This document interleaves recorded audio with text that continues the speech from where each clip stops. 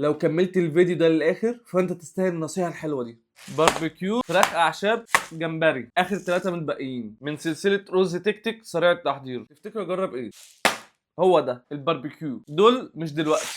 في الفيديو اللي فات انا كنت قايل للناس خمن اسم الفيلم عن طريق الايموجي اللي فوقيه، وقايل لهم كل واحد هيجاوب صح وهيكتب هاشتاج ميدو علام هطلع كومنته لوحده. الناس كانها ما صدقت. كميه كومنتات اللي هو عليه الهاشتاج ميدو علام مع اسم الفيلم صح كان كتير، بس والله بحبكم. تعالى بس الاول هنخلي ده يتحضر.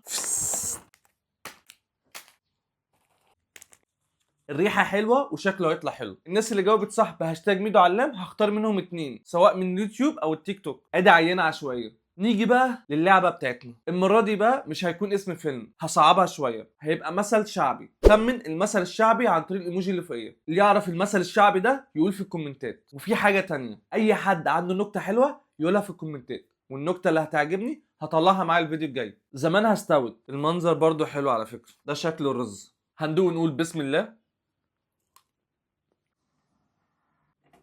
هو مفيش حاجة هتعجبني. بشع قوي برضو. النصيحة دي ليا قبل ما تكون ليك. اوعى تيأس وتبطل فحت في الصخر. تعبك ما بيروحش هدر والله. مين عالم، يمكن الضربة الجاية هي اللي هتكسر الصخر. بحبكم.